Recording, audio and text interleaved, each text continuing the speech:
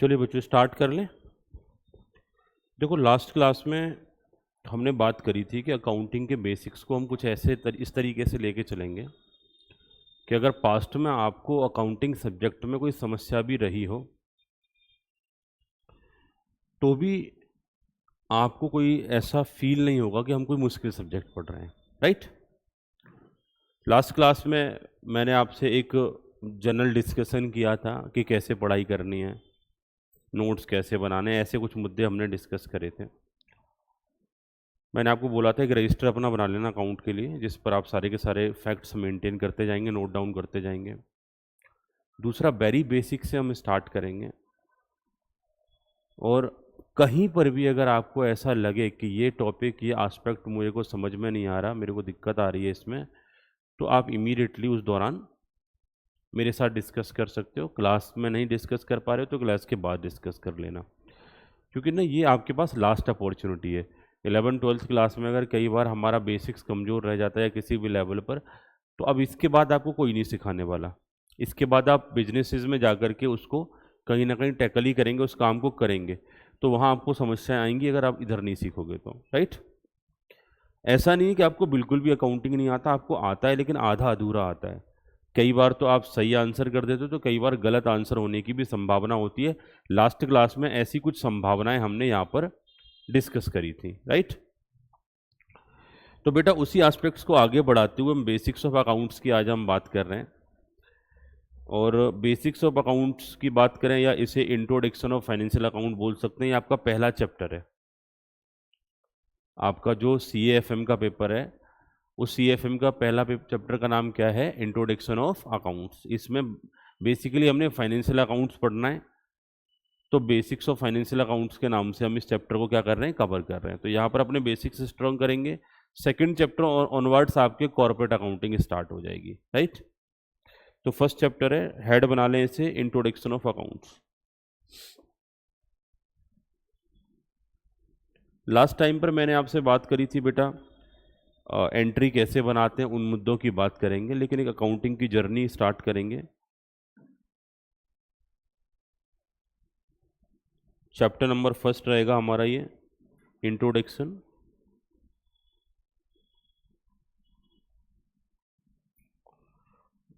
Of financial account.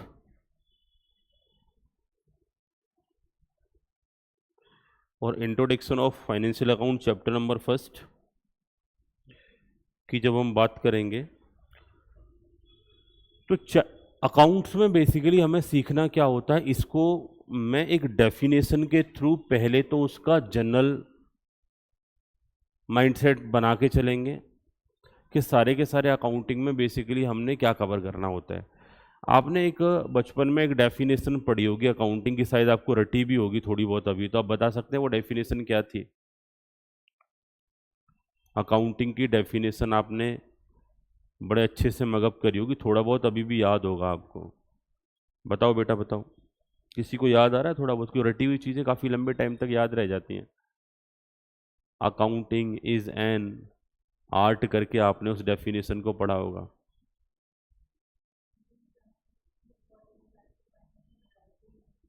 Okay, accounting is an art of recording, classifying, summarising, analysis and interpretation. बेटा सबसे अच्छी बात पता है आपने क्या करी है? आपने ना डेफिनेशन को एक ऑर्डर में बोला है, मतलब आपने अच्छे से मगअप किया था इसको। नहीं, जनरली बच्चा क्या करता है, मैं बहुत सारे बैचेस में जब जब जब ये इस चैप्टर को शुरू करता हूँ, इस डेफिनेशन को बच्चों से पूछता हूँ, तो बच्चा ना गड़बड़ कर देता है। वो स्टार्ट करता है सर कुछ ऐसे था, accounting is an art of classification, summarisation, recording, लेकिन आपने उसे एक ऑर्डर में बोल दिया। क्योंकि अकाउंटिंग का प्रोसेस जो होता है ना, उसमें सबसे पहले रिकॉर्डिंग होती है, फिर उसके बाद क्लासिफिकेशन होता है, फिर उसके बाद समराइजेशन होता है, फिर हम फैक्ट्स को एनालिसिस और इंटरप्रिटेशन, फिर फाइनली उसकी हम करते हैं। तो बच्चों जब जब हम अकाउंटिंग की डेफिनेशन की बात करते हैं, जो 11th क्लास वाली हमारी डेफिनेशन थी, उसी डेफिनेशन को मैं यहाँ नोट डाउन करूँगा, और जितने भी अकाउंट्स में हम चैप्टर पढ़ेंगे इसी डेफिनेशन का कहीं ना कहीं वो पार्ट बनेंगे आगे जा करके, राइट। बेसिक्स में पढ़ाऊंगा, बेसिक्स में जो डेफिनेशन में मैं यहाँ पर जो आपको नोट करा रहा हूँ, रिकॉर्डिंग से लेकर के क्लासिफिकेशन समराइजेशन तक की एक्टिविटीज़ की हम सिस्टमेटिकली बात करेंगे, राइट। स्टार्ट कर लें बेटा, वही 11th क्लास की डेफिनेशन को पहले नोट डाउन कर लेते हैं, फिर एक एक पहलू पर उसकी चर्चा करेंगे और देन आफ्टर फिर हम अकाउंटिंग में उसे प्रैक्टिस भी करेंगे। तो सबसे पहले हम बात कर लेते हैं बेटा, अकाउंटिंग की जो डेफिनेशन आपने जो कवर अप करी, हम जब भी नोट्स बनाएंगे पॉइंट वाइज नोट्स बना लेंगे। पहले पॉइंट्स में ये डेफिनेशन नोट कर रहे हैं और डेफिनेशन जिस तरीके से डायग्राम बना करके मैं नोट कर रहा हूँ वैसे ही नोट कर लेना। जब जब हम अकाउंटिंग की बात करते हैं तो इसके बारे में हमने जब जब हम अकाउंटिंग की बात करते हैं तो हमने इसी तरीके से कवर करा था, is an art of. Accounting की बात करें तो अकाउंटिंग बेसिकली क्या होता है, ये एक आर्ट होता है। अब सबसे बड़ी बात ये होगी कि sir what is the meaning of art, कि भाई किसी हम नॉर्म्स प्रोसीजर किसी भी एस्पेक्ट की जब हम बहुत ज़्यादा प्रैक्टिस कर लेते हैं तो उस काम को हम क्या बोलना चालू कर देते हैं, उसे प्रैक्टिस को क्या बोलना चालू कर देते हैं, आर्ट्स बोलना चालू कर देते हैं। एग्जाम्पल के तौर पर जैसे क्रिकेट मैच की मैं बात करूं, आप भले ही क्रिकेट नहीं खेलते होंगे लेकिन बल्ले के बीचों बीच में बॉल लगे और बड़ा तेजी से बल्ला चलाया जाए तो 6 जाने की संभावना है या नहीं।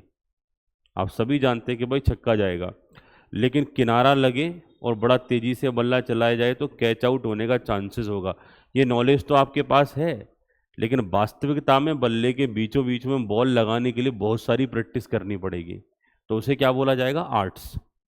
तो जिनके पास ना आर्ट्स अच्छी होती है इसका मतलब उन्होंने प्रैक्टिस बहुत कर ली है, उस काम को वो बहुत अच्छे से कर सकते हैं, राइट। तो अकाउंटिंग के बारे में बोला गया कि भाई अकाउंटिंग के नॉर्म्स प्रोसीजर तो होते हैं, लेकिन इनको सीखने के बाद, इनकी प्रैक्टिस करने के बाद ही इनको आप बेहतर तरीके से अप्लाई कर सकते हो। इसीलिए उस डेफिनेशन में क्या लिखा गया, accounting is an art of. Art किस बात की होती है कि सर इसमें सबसे पहले तो हमने क्या करना पड़ता है, रिकॉर्डिंग करना पड़ता है। क्या करना पड़ता है बच्चों, रिकॉर्डिंग। अब कल पिछली क्लास में शायद हम रिकॉर्डिंग पर डिस्कशन भी कर रहे थे, हम बातचीत कर रहे थे कि बताओ बच्चों रिकॉर्डिंग कितने तरीके से होती है, ऐसा कुछ डिस्कशन किया था, हाँ या ना। जहाँ पर हम बात कर रहे थे कि हमने बोला था जर्नल एंट्री बना के रिकॉर्डिंग हो सकती है या फिर सब्सिडरी बुक्स बना करके रिकॉर्डिंग हो सकती है। तो बेटा रिकॉर्डिंग में ऐसे करके एरो बना करके, मैंने इसलिए आपको बोला कि डायग्राम जैसे मैं बना रहा हूँ वैसे ही पेज पर बनाना उसे। रिकॉर्डिंग जो हम कर सकते हैं या तो जर्नल एंट्री बना के कर सकते हैं,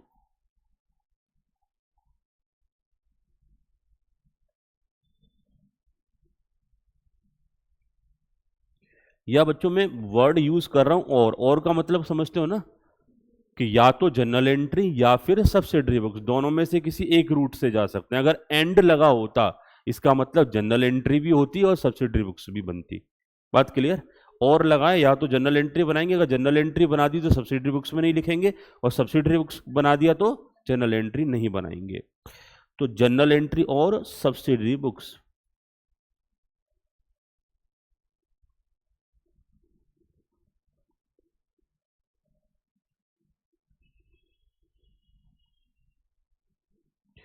तो रिकॉर्डिंग बच्चों अकाउंटिंग में होगी तो जर्नल एंट्री बना करके हो सकती है या फिर सब्सिडरी बुक्स मेंटेन करके भी हम रिकॉर्डिंग कर सकते हैं। अब बच्चे कह रहे हैं कि सर आपने तो ये थ्योरेटिकली लिखवा दिया, करके बताओ।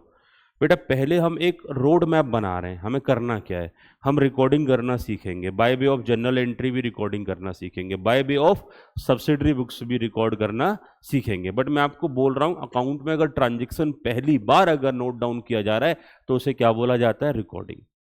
यस या नो। कुछ कुछ आप इस तरीके से समझो कि जैसे आपके पेरेंट्स अगर मार्केट में जा रहे हैं और उन्हें सब्जियां और फ्रूट्स एक साथ खरीद रहे हैं तो वो एक बैग लेके जाएंगे, उसमें सारे सब्जियां और फ्रूट्स डालते चले जाएंगे। तो वो ये ध्यान नहीं कर रहे हैं कि भाई ये घर पे जाके कैसे लगाने हैं, वो एक बाद का मैटर हो गया। वो किसी भी सामान को उठा रहे हैं, जिसको पहले खरीद रहे हैं उसको पहले रख दे रहे हैं, जिसको बाद में खरीद रहे हैं उसको बाद में रख दे रहे हैं। इसीलिए आगे जाके जब मैं रिकॉर्डिंग को डिटेल में आपको बताऊंगा तो रिकॉर्डिंग के बारे में हम बात करेंगे। रिकॉर्डिंग हमेशा क्रोनोलॉजिकल ऑर्डर में होती है। Sir what is the meaning of chronological order? कि जैसे जैसे ट्रांजेक्शन होता जाएगा वैसे वैसे उसे रिकॉर्ड करते चले जाएंगे। जो पहले हो गया उसे पहले रिकॉर्ड कर दो, जो बाद में हो गया उसे बाद में रिकॉर्ड कर दो। बात ही क्लियर है? तो पहला काम बेटा हमारा अकाउंटिंग में क्या होता है? Accounting is an art of recording. अब बाजार से सब्जियां और फ्रूट्स खरीद के हमने एक बैग में रख लिए, कहानी साथ ही साथ चलती रहेगी हमारी, उस पर डिस्कशन करते रहेंगे। घर आके क्या होगा? वो सब्जियां और फ्रूट्स का क्या करने वाले हो? बताइए बच्चों, जल्दी से बताओ। उन्हें एक ही जगह रख दोगे या उन्हें प्रॉपरली क्लासीफाई करोगे? बोला जो ऐसे फ्रूट्स हैं जो सॉफ्ट हैं उनको फ्रिज में ऊपर की साइड में रखो, हार्ड वेजिटेबल को सबसे नीचे वाले बॉक्स में डाल दो। अकॉर्डिंगली फिर हम उनकी कैटेगरी बना देंगे। अगर उसमें कोई ग्रोसरी आइटम भी बैग में रखा हुआ है, जैसे आटा रखा हुआ है, तो आटे को अलग सूखे बॉक्स में डाला जाएगा, वो फ्रिज में नहीं रखा जाएगा। चीनी को अलग सूखे बॉक्स में डालेंगे, वो फ्रिज में नहीं रखा जाएगा। ये से नो, ये हम सामान बाहर से जब इकट्ठा लेकर के आ रहे थे तो घर पे आके उसे क्या करते हैं? सेग्रीगेट करते हैं on the basis of some characteristics. तो सेम अकाउंट में होता है। हमने रिकॉर्डिंग कर ली एक तरफ से, हाँ या ना? हमने एक तरफ से क्या कर लिया बच्चों? रिकॉर्डिंग कर लिया। अब रिकॉर्डिंग करने के बाद हमारा अगला स्टेप क्या रहेगा?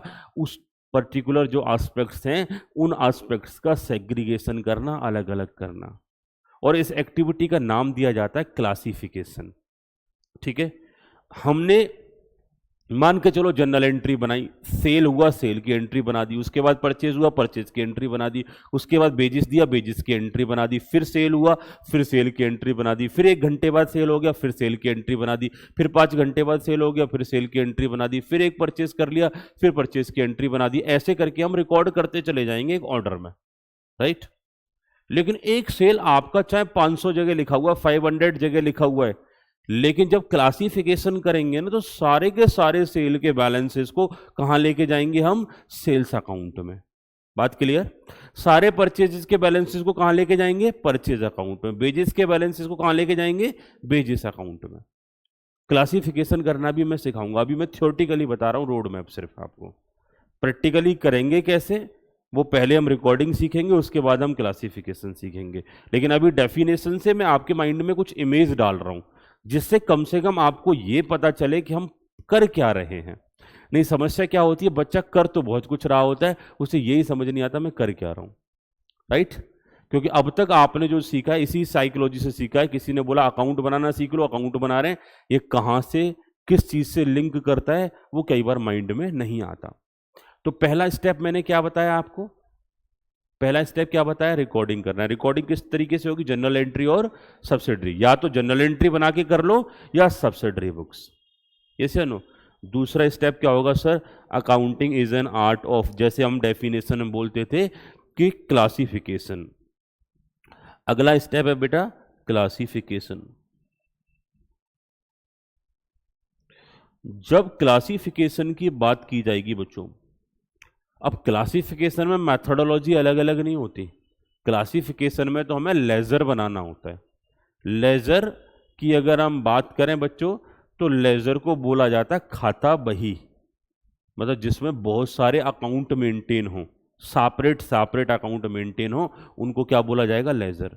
तो हमने क्या बोला था कि हमारे जर्नल में तो जब एंट्री बना रहे थे तो सारी एंट्री एक तरफ से बनाते चले जा रहे थे, एक जर्नल बना लिया था हमने या फिर सब्सिडरी बुक्स बना ली।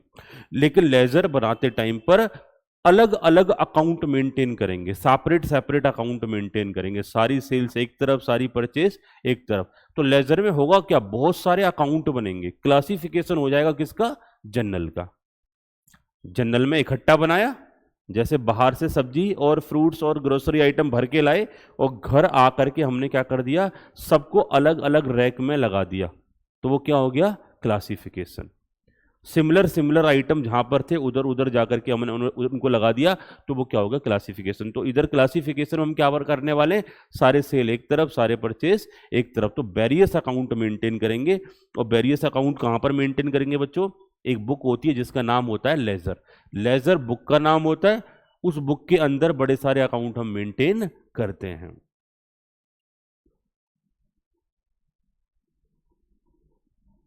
लेजर में बच्चों क्या पड़ता है हमको?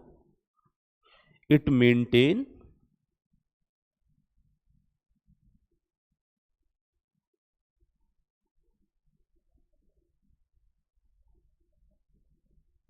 Various account.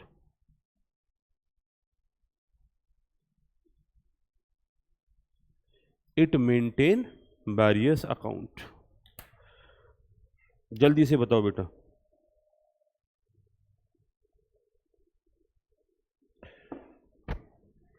It maintain various account. इसके बाद अगला मुद्दा है बच्चों क्लासिफिकेशन के बाद समराइजेशन।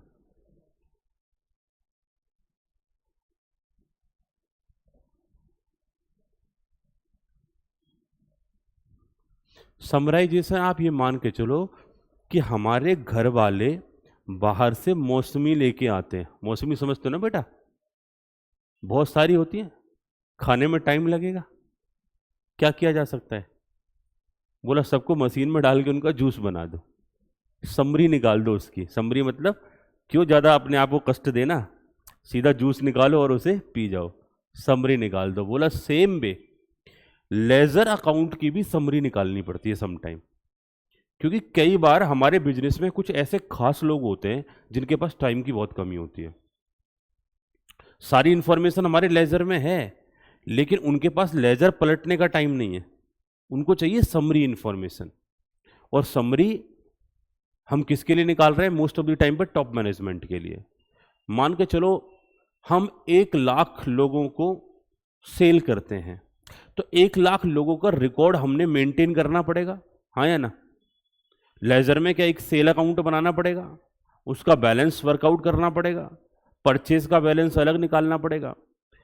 अगर हमारे टॉप मैनेजमेंट वाले पर्सन अगर हमारा सेल का बैलेंस जानना चाहते हैं तो उन्हें इतना बड़ा लेजर पलटने की जरूरत नहीं है, इतने सारे अकाउंट्स को पलटने की जरूरत नहीं है, उन्हें चाहिए समरी इंफॉर्मेशन। तो वो क्या कर सकते हैं? वो ट्रायल बैलेंस चेक कर सकते हैं, वो क्या कर सकते हैं? वो ट्रेडिंग पीएनएल देख सकते हैं, वो बैलेंस शीट देख सकते हैं।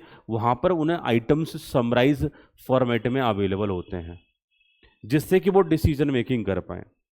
तो लेजर में तो इंफॉर्मेशन डिटेल में होती है, सारे के सारे अकाउंट हमारे वेरियस अकाउंट बने होते हैं। उसके बाद अगला काम होता है हमारा फाइनेंशियल स्टेटमेंट प्रिपेयर करना, और फाइनेंशियल स्टेटमेंट प्रिपेयर करना हमारा अगली एक्टिविटी में आता है, दैट वाज इन समराइजेशन।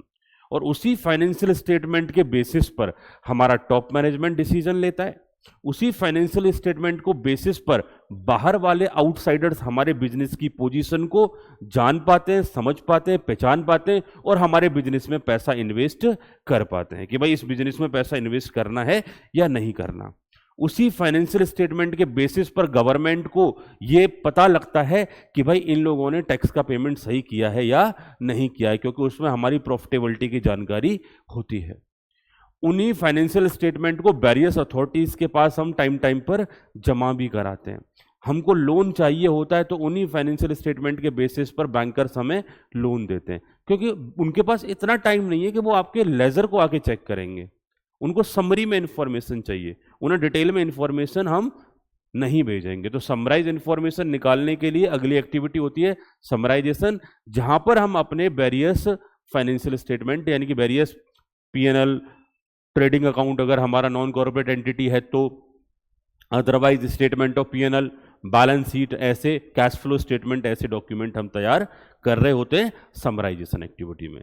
तो मैंने क्या बोला, बाहर से फ्रूट्स आप लेकर के आए, बल्क में थे, जूस निकाल के समरी बना दिया, तो यहां पर भी लेजर का जूस निकाला जाएगा, लेजर के बैलेंसेस वर्कआउट किए जाएंगे, और उन बैलेंसेस को अल्टीमेटली समराइज करके पहले ट्रायल में रखते हैं और उसके बाद उस ट्रायल के बेसिस पर फाइनेंशियल स्टेटमेंट बना लेते हैं। ट्रायल एक सेटिस्फेक्शन के लिए बनाया जाता है कि हमारे डेबिट और क्रेडिट बैलेंस बराबर आ रहे हैं, हालांकि हम चाहें तो डायरेक्ट लेजर से फाइनेंशियल स्टेटमेंट बना सकते हैं, ट्रायल की हमें जरूरत नहीं है। बेटा समराइजेशन एक्टिविटीज में अगर आपको लिखना हो तो यहां पर क्या क्या कवर कर सकते हो, जैसे समराइजेशन एक्टिविटी के कोई आपसे एग्जाम्पल पूछने लगे कि भाई समराइजेशन में क्या क्या काम होता है, तो उस दौरान जो आप एग्जाम्पल दोगे समराइजेशन में नोट डाउन कर लो बच्चों। हमने यहां पर बेसिकली ट्रायल बैलेंस बनाना पड़ता है, पीएनएल बना लेते हैं, बैलेंस शीट बना लेते हैं, और साथ ही साथ में सीएफएस, कैश फ्लो स्टेटमेंट जैसे एक्टिविटीज एटसेट्रा लिख देना लास्ट में। कैश फ्लो स्टेटमेंट जैसी एक्टिविटीज यहां पर चल रही होती हैं। शॉर्ट में लिख दिया है, याद तो रहेगा ना बेटा? अगर आप चाहो, आपको लगता है बाद में भूल सकते हो, तो आप फुल फॉर्म मेंटेन कर लेना। CFS cash flow statement, BS मतलब balance sheet, PNL and trial balance जैसी एक्टिविटीज यहां पर टाइम टाइम पर परफॉर्म करते हो। मुझे जल्दी से बताइए, कोई समस्या, कोई दिक्कत, कोई डाउट यहां तक? कैश फ्लो स्टेटमेंट, जहां पर हमारा कहां से कैश आ रहा है ईयर के दौरान, किन किन एक्टिविटीज से आ रहा है, किन किन एक्टिविटीज पर खर्च कर रहा है, ओपनिंग बैलेंस क्या था, क्लोजिंग बैलेंस क्या था, ये सारा हम आइडेंटिफाई करने का प्रयास करते हैं। तो बेटा ये जो हमने बात करा कैश फ्लो स्टेटमेंट टाइप की जो एक्टिविटीज होती हैं, ऐसे स्टेटमेंट जो होते हैं वो हमारे किस एक्टिविटी का पार्ट होते हैं? समराइजेशन एक्टिविटी का पार्ट होते हैं। 11th क्लास की डेफिनेशन को ही मैं आगे कंटिन्यू कर रहा हूँ। Accounting is an art of recording, classification and summarisation. अब जब इस डेफिनेशन को कभी भी बोलोगे तो आपके माइंड में इमीडिएट आएगा, रिकॉर्डिंग मतलब जर्नल या सब्सिडरी बुक्स बना करके, क्लासिफिकेशन मतलब लेजर बनाना, समराइजेशन मतलब फाइनल अकाउंट तैयार करना। तो समराइजेशन भी सीखेंगे हम, क्लासिफिकेशन भी सीखेंगे, साथ ही साथ में रिकॉर्डिंग भी सीखेंगे। स्टेप बाय स्टेप एक एक एक्टिविटी पर हम बात करेंगे। बेटा अब आपका समराइजेशन हो चुका है। समराइजेशन के बाद अगली एक्टिविटी होती है analysis and interpretation. Next activity हमारी क्या होगी बच्चों? एनालिसिस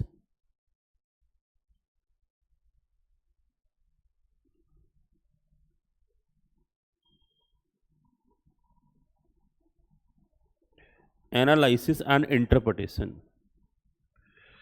अब मुझे एक बात बताओ बच्चों, दो वर्ड आपने सुने होंगे, एनालिसिस और दूसरा होता है हमारा इंटरप्रिटेशन। दोनों एक दूसरे से जुड़े हुए वर्ड हैं। जब एनालिसिस करते हो तो इंटरप्रिटेशन भी आपकी निकलती है, और एनालिसिस नहीं करोगे तो कोई इंटरप्रिटेशन नहीं निकलेगा। लेकिन कई बार ना हम इनका डिफरेंस फील नहीं कर पाते। मैं एग्जाम्पल के थ्रू आपको डिफरेंस बताऊंगा कि इंटरप्रिटेशन और एनालिसिस में क्या डिफरेंस है। एग्जाम्पल के तौर पर लेट सपोज जैसे आप डेली कोचिंग आते हो वैसे कोचिंग आ रहे थे, बस से बैठ के कोचिंग आ रहे थे। आपके क्लास के एक बच्चे को मैंने भेजा, इस बच्ची को मैंने भेजा कि बेटा एक काम करो, मैं सारे दिन ना पढ़ाते पढ़ाते मैं ना परेशान सा हो जाता हूँ, तो वीकेंड का टाइम था, मैंने कहा इस सैटरडे में अपना मूड फ्रेश करना चाहता हूँ, तो मेरे लिए एक टिकट खरीद के ला दो। बच्ची ने बोला कोई प्रॉब्लम नहीं सर, इसमें क्या दिक्कत है, अभी जाते हैं। वो बच्ची B3S दौड़ी दौड़ी जाती है और उधर बॉक्स ऑफिस के सामने वो टिकट परचेज करना स्टार्ट कर देती है। अब ये बच्ची डेली आपके साथ बैठती है क्लास में। आप उधर बस से आ रहे थे, मैंने सुबह सुबह इनको बोला कि क्लास से पहले ये जल्दी आ गए, मैंने कहा एक काम करो, जाओ एक टिकट खरीद के ला दो उधर से। उधर आप क्लास आ रहे थे और आपकी फ्रेंड्स उधर बॉक्स ऑफिस पर सामने, वो रोड के बराबर में ही पड़ता है B3S मॉल, तो मैं इसीलिए एग्जांपल ले रहा था आपको, और उसमें ही सामने ही बॉक्स ऑफिस है। तो आपने उधर ऐसे करके हाथ दे करके ये टिकट मेरे लिए परचेस कर रहे थे। आप क्योंकि आपके फ्रेंड्स थे तो फ्रेंड्स को तो ईजिली पहचान लेते हैं, हाइट से, बॉडी स्ट्रक्चर से, बालों से। तो आपने बस में से झांक के देखा, आपको लगा ये तो मेरी फ्रेंड लग रही है, पर ये कर क्या रही है यहाँ पर। फिर आपने शीशे में से और मुंह निकाला और गौर से देखा, बोला पक्का ये तो आज मूवी देखने जा रही है। आपने क्या देखा? अंदर हाथ डालते हुए बॉक्स ऑफिस पर कि ये पक्का टिकट ले रही है। टिकट लेते हुए देखा आपने, फिर इन्होंने हाथ बाहर निकाला, बस आपकी ट्रैफिक जाम में वहीं खड़ी हुई थी। फिर अंदर से कुछ सामान बाहर आया पेपर टाइप का, आपने कहा पक्का टिकट ले लिया, अब ये मूवी देखने बच्चा जा रहा है या मेरी फ्रेंड्स जा रही है। लेकिन वो इन्होंने टिकट पॉकेट में रखा, उसके बाद आपकी बस चल पड़ी और आपके माइंड में एक इंटरप्रिटेशन निकल के आता है। एनालिसिस आपने क्या किया, ये मेरी फ्रेंड है। एनालिसिस आपने इनका हेयर स्टाइल किया। एनालिसिस आपने इनकी ड्रेसेस करी कि जनरली ये ड्रेस तो पहन के आती रहती है क्लास में। कंक्लूजन क्या निकाला? आपके सामने ये मूवी देखने नहीं गए, टिकट लिया आपके सामने, लेकिन आपने कंक्लूजन क्या निकाला? ये मूवी देखने गए। तो समटाइम हमारा कंक्लूजन जब हम निकालते हैं फैक्ट्स के बेसिस पर, एनालिसिस के बेसिस पर, वो कंक्लूजन करेक्ट भी हो सकता है, कंक्लूजन इनकरेक्ट भी हो सकता है। वो टिकट ये मेरे लिए परचेस करने गए, लेकिन आपने क्या कंक्लूजन निकाला? ये खुद के लिए परचेस कर रहे हैं, मूवी देखने जा रहे हैं। आपने इनके घर पे कॉल लगा दिया कि क्या आज वो क्लासरूम में पढ़ने गई है? घर वालों ने बोला हाँ पढ़ने गई है, कि बोला नहीं वो तो नहीं, वो तो मूवी देख रही है, अभी मैंने देखा है टिकट खरीदते हुए। बस आपने कल्याण कर दिया सारे का सारा। दोस्तों में होता है ना ये कि एक दूसरे को कहीं ना कहीं एक दूसरे की बातों को बताने का एक क्रेज रहता है। बोला घर पर अच्छी खासी बातचीत थी, आपने उनके घर पर खबर पहुंचा दी। और वो बच्ची फिर यहाँ पर मेरे को टिकट लेकर के आ गई। तो मुझे एक बात बताओ, एनालिसिस आपका करेक्ट था, आपने बच्चे को पहचाना सही, अपने फ्रेंड को पहचाना सही, लेकिन उस एनालिसिस के बेसिस पे जो इंटरप्रिटेशन निकाला वो गलत निकाल दिया। टिकट मंगाया था मैंने और आपने नाम किसका लगा दिया कि ये बच्चा मूवी देखने जा रहा है, ये क्लास को बंक करने के बाद ये गुनाह हो गया। बोला मूवी देखने में कोई आपत्ति नहीं, घर पर भी देख लेते हैं, सुबह दोपहर शाम कभी भी जब मन करा टाइम मिला तभी देख लिया, लेकिन क्लास छोड़ने के बाद ऐसे कैसे जा सकते हैं? आपने घर पर शिकायत कर दी। तो ये जो एक्टिविटी हुई, इस एक्टिविटी में नुकसान उठाना पड़ेगा। ये तो मैं एक जनरल सी बात बता रहा हूँ, आपका फ्रेंड आपसे नाराज हो जाएगा तो ये नुकसान हो गया आपका। सेम वे बिजनेस में भी कई बार हमारे डिसीजन गलत हो जाते हैं एनालिसिस करने के बाद, तो उसके बेसिस पर हमें रिजल्ट के तौर पर हमारा प्रॉफिट सेक्रीफाइस करना पड़ जाता है। तो सेम वे हम बिजनेस की बात करते हैं, बिजनेस में बहुत सारी इवेंट्स को एनालाइज किया जाता है और उस एनालिसिस के बेसिस पर हम क्या निकालते हैं? इंटरप्रिटेशन, कि फ्यूचर में अब क्या होने वाला है। एग्जाम्पल के तौर पर मैं आपको याद दिला रहा हूँ, एक चैप्टर पढ़ा था रेशो एनालिसिस, आपने 12th क्लास में पढ़ा होगा। रेशो एनालिसिस में क्या करते थे कि पिछले साल का ग्रॉस प्रॉफिट 20%, इस साल का ग्रॉस प्रॉफिट 30%, इसका मतलब हमारा प्रॉफिट का ट्रेंड बढ़ रहा है, तो हो सकता है अगले साल का 40% हो जाए। आपको ज़्यादा इन्वेस्टमेंट करना चाहिए, ज़्यादा स्टॉक बनाना चाहिए।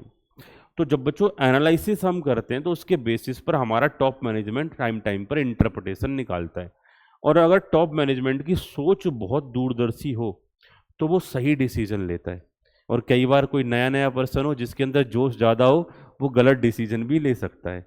जैसे फटाफट से आपने अपने फ्रेंड के घर पे कॉल मिला दिया, थोड़ा जोश को ठंडा रखते, पहले उसे पूछ लेते कॉल करके, उससे भी ट्राई कर लेते कि आज आप मूवी देख रहे हो क्या, तो सामने वाला खुद बता देता नहीं मूवी में खुद नहीं देख रही, आज भी टिकट लेने के लिए आई हूँ, तो वो इन्फॉर्मेशन आपको मिल जाती है ना अगर रिकन्फर्म कर लेते तो। यस या नो? तो सेम वे बेटा बिजनेस में होता है, जो नए नए पर्सन जिनके पास थोड़ा बहुत नॉलेज, थोड़ा बहुत एनालिसिस करना आता है और इमीडिएटली डिसीजन मेकिंग में उन्हें बैठा दिया जाए, तो कई बार वो जोश जोश में गलत डिसीजन ले जाते हैं। तो हमने क्या करना है, कभी भी किसी एस्पेक्ट को एनालाइज करो तो 360 एनालाइज करो, वेरियस कन्फर्मेशन उसके होने चाहिए, उसके बाद ही आप डिसीजन मेकिंग करें। एनालिसिस एंड इंटरप्रिटेशन की जब बच्चों बात करते हैं तो यहाँ पर जो हमारी बेसिक एक्टिविटी चलती हैं वो क्या चलती है कि हम बिजनेस के जो फाइनेंशियल स्टेटमेंट होते हैं उसमें रेशो एनालिसिस करते हैं। क्या करते हैं बेटा? Ratio analysis.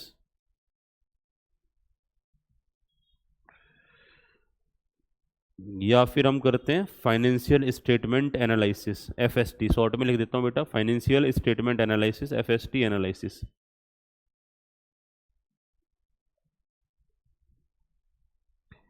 और इसके बेसिस पर आपका टॉप मैनेजमेंट क्या करता है? डिसीजंस लेता है, इंटरप्रिटेशन निकालता है और देन आफ्टर डिसीजन लिए जाते हैं, राइट? बच्चों एनालिसिस होने के बाद अगली एक्टिविटी हमारी बिजनेस में क्या होती है कि जब हमारे फाइनेंशियल स्टेटमेंट बन गए, उनको एनालाइज भी कर लिया सिस्टमेटिकली, नोट्स भी प्रिपेयर कर लिए, इन फाइनेंशियल स्टेटमेंट को कहीं ना कहीं पब्लिक एट अ लार्ज को कम्युनिकेट किया जाता है। कंपनी सेक्रेटरी का जो मेजर वर्क होता है वो कम्युनिकेशन से रिलेटेड होता है।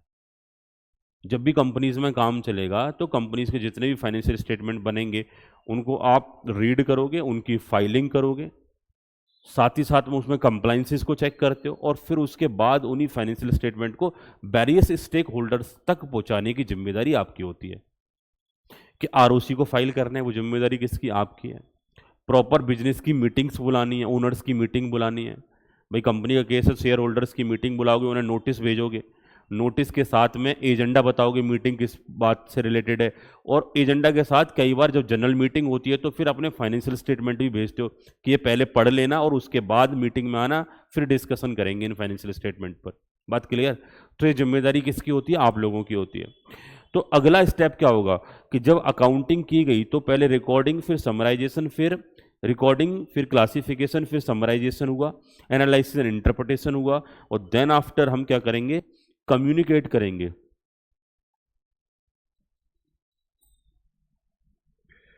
कम्युनिकेट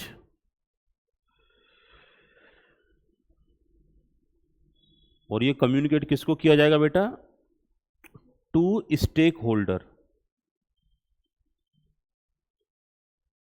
स्टेक होल्डर्स बेटा, एक होता है शेयर होल्डर। शेयर होल्डर एक सीमित वर्ड है, लिमिटेड वर्ड है, जिसमें हमारे ओनर्स आते हैं, लेकिन स्टेक होल्डर वर्ड हमने इस्तेमाल कर लिया, इसका मतलब ओनर्स भी आ गए, गवर्नमेंट भी आ गई, पब्लिक एट अ लार्ज भी उसमें कवर हो गई, जो बिजनेस से डायरेक्टली इनडायरेक्टली अफेक्ट होंगे, डेटर्स कवर हो गए, क्रेडिटर्स कवर हो गए, जिनसे हमने फाइनेंस ले रखा है वो भी कवर हो गए। बात क्लियर? जो हमारा ऑडिटर है वो भी कवर उसमें हो गया, टॉप मैनेजमेंट हमारे कवर हो गए। तो मोस्टली जब सारे के सारे पर्सन जो बिजनेस से डायरेक्टली इनडायरेक्टली जुड़े होते हैं, उन सारे पर्सन को किस में रखा जाता है? स्टेक होल्डर्स की कैटेगरी में रखा जाता है। और ये बिजनेस के जो फाइनेंशियल स्टेटमेंट बनते हैं ना, वो हमारे सब स्टेक होल्डर्स के लिए बनते हैं। तो समराइज स्टेटमेंट, एनालिसिस और इंटरप्रिटेशन से रिलेटेड कुछ नोट्स टू अकाउंट्स को हम कम्युनिकेट करते हैं किसको? स्टेक होल्डर्स को। लेकिन ये जितना भी प्रोसेस चलता है, बोला किस रिगार्ड में चलता है? बोला जब जब हम कम्युनिकेट करने की बात करते हैं तो कम्युनिकेट से एरो बनाना बेटा, स्टेक होल्डर से नहीं। कम्युनिकेट करते हैं those transaction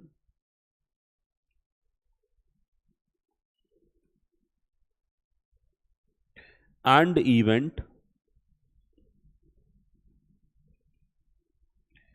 which are of financial nature,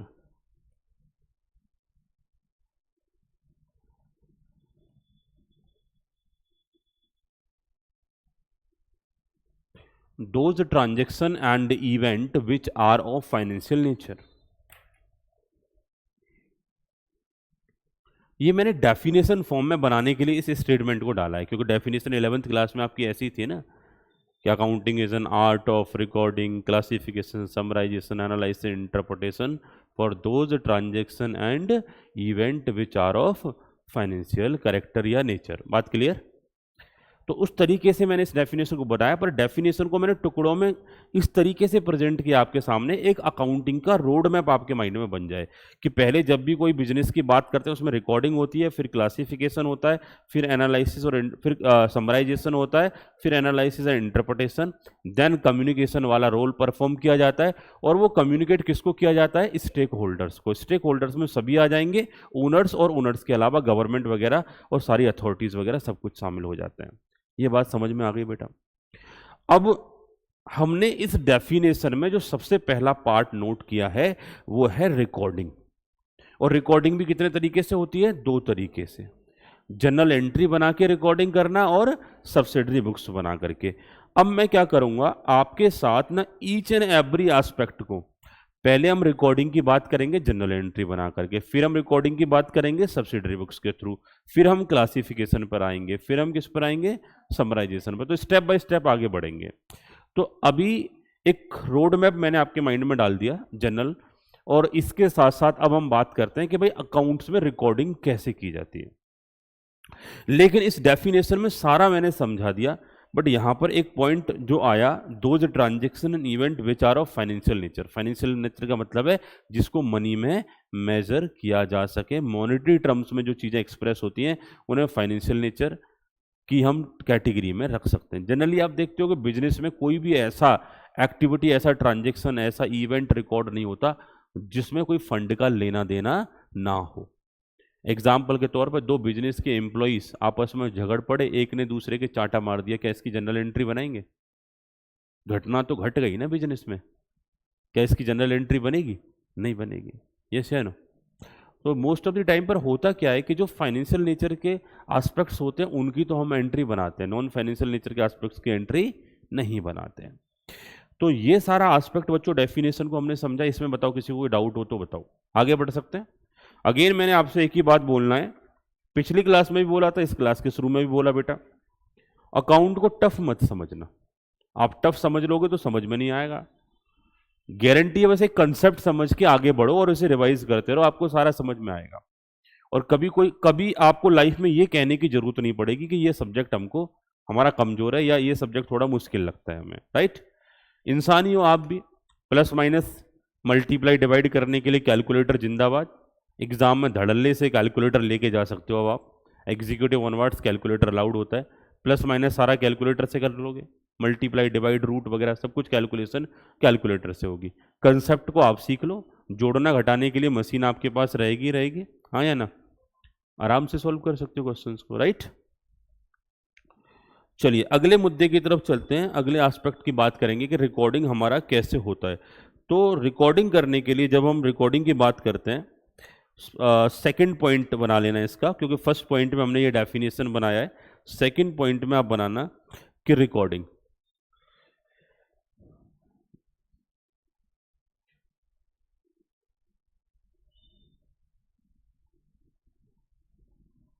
जब बच्चों हम रिकॉर्डिंग की बात करेंगे, इट कैन बी डन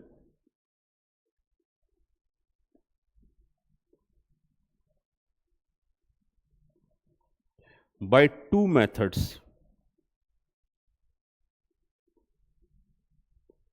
जब रिकॉर्डिंग की बात करेंगे तो बच्चों दो तरीके से रिकॉर्डिंग हो सकती है, रिकॉर्डिंग बाय जर्नल एंट्री, और वो दो मेथड्स कौन कौन से हैं?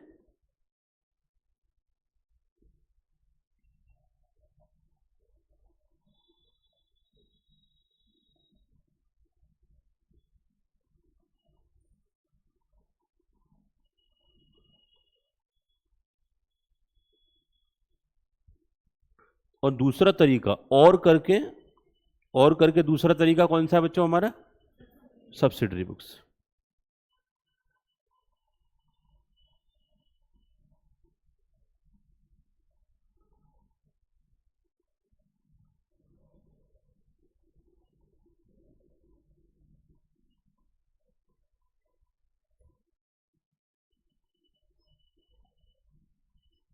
Recording by subsidiary books. तो बेटा एक एक तरीके को एक साथ सीखेंगे। अब जैसे मान के चलो हम मुंबई जाना है तो प्लेन से भी जा सकते हैं और ट्रेन से भी जा सकते हैं।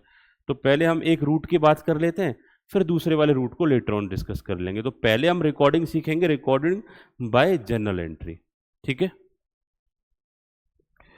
तो अब मैं यहां पर इसे एक मेन पॉइंट बना देता हूं, पॉइंट नंबर 3 को, रिकॉर्डिंग बाय जर्नल एंट्री।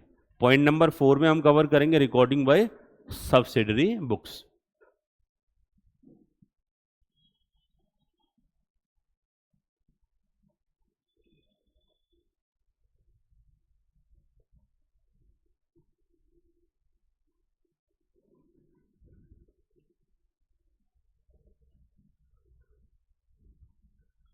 इधर हमें following step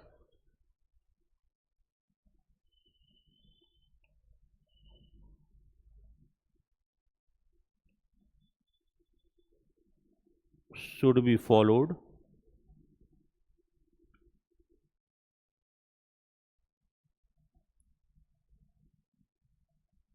step first, identify transactions,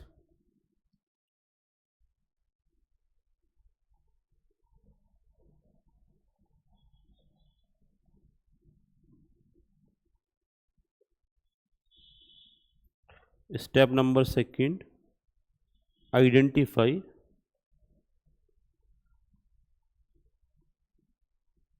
nature of account,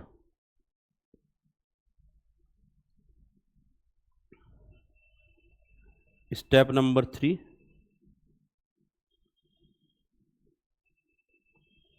apply golden rule,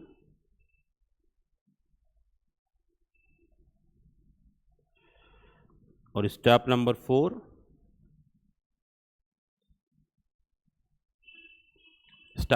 4, find your journal entry.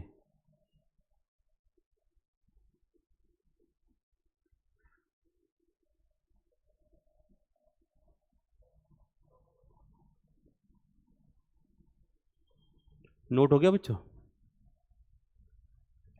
Step number 4, find your journal entry.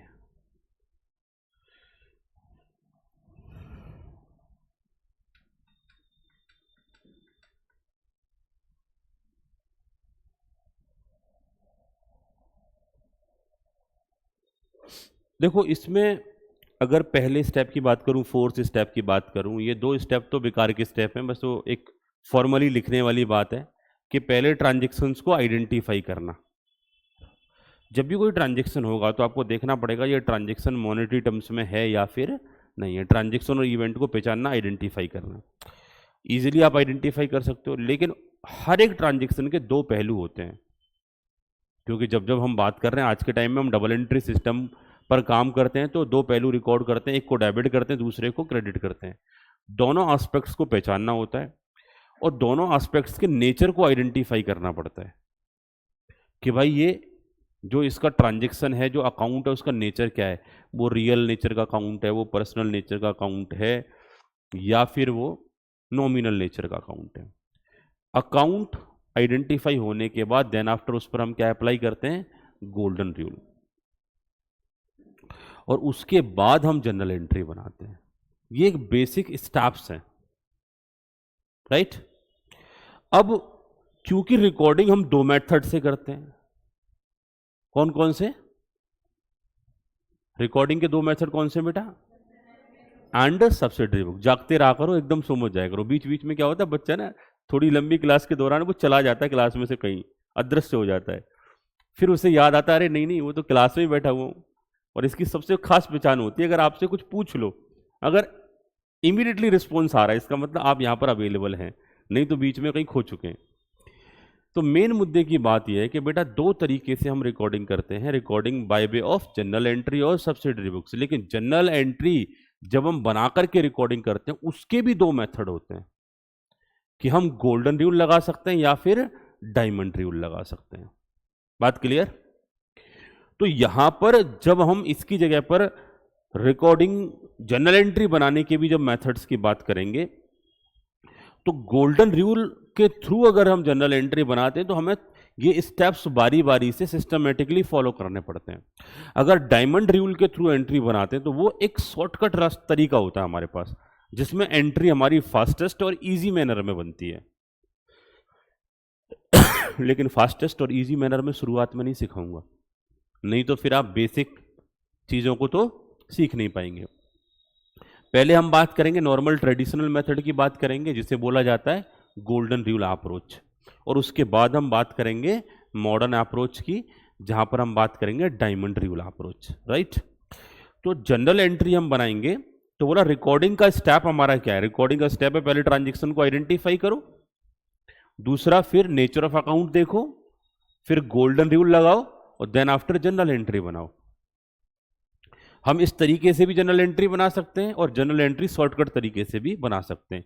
तो जनरल एंट्री बनाने के दो मेथड हो गए आपके। मैंने क्या बोला, रिकॉर्डिंग के भी दो मेथड, कौन कौन से, जनरल एंट्री बनाना और सब्सिडरी बुक्स। और जनरल एंट्री बनाने के फर्दर दो method, by way of golden rule approach और डायमंड रूल अप्रोच, राइट। तो अभी पहले हम गोल्डन रूल अप्रोच सीखेंगे और देन आफ्टर हम डायमंड रूल अप्रोच की बात करेंगे। पॉइंट नंबर 4 नोट करें।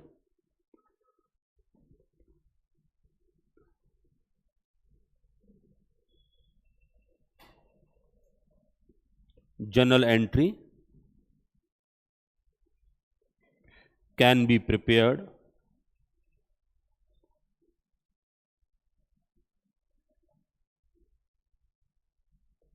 by following methods।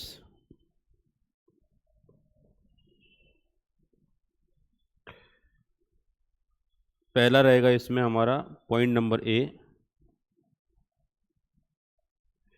Golden rule approach, और इसी को बोला जाता है बेटा ट्रेडिशनल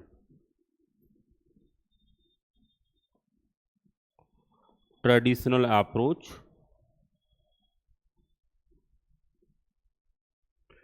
पॉइंट नंबर बी होगा डायमंड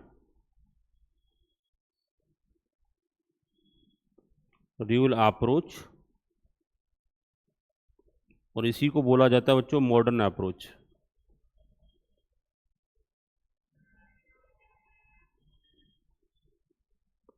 तो बेटा मॉडर्न अप्रोच की हम बाद में बात करेंगे, अभी हम गोल्डन रूल अप्रोच की बात कर लेते हैं पॉइंट नंबर 4 में, राइट।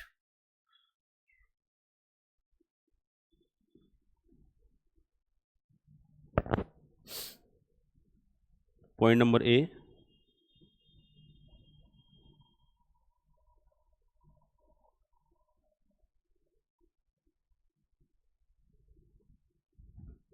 बेटा जब हम गोल्डन रूल अप्रोच और डायमंड रूल अप्रोच की बात करते हैं तो इन दोनों में से किसी भी एक मेथड को लगा करके एंट्री बना सकते हैं। ऐसा नहीं कि उस एंट्री को पहले गोल्डन रूल से बनाया जाएगा फिर डायमंड रूल से। कोई भी अप्रोच लगाओ एंट्री सेम ही बनेगी आपकी। गोल्डन रूल अप्रोच की बात करते हैं।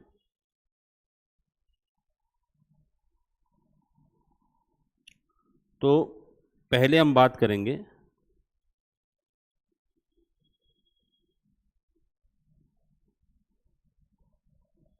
here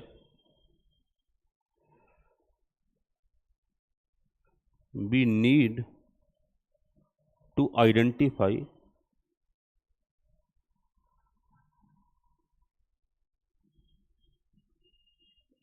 the nature of account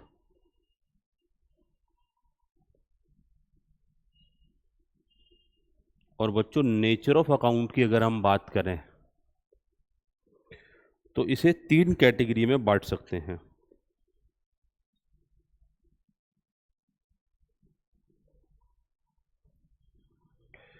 पहला नेचर होता है बच्चों पर्सनल,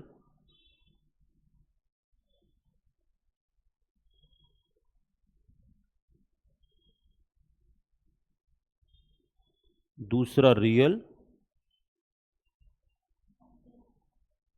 और तीसरा अकाउंट होता है बच्चों नॉमिनल।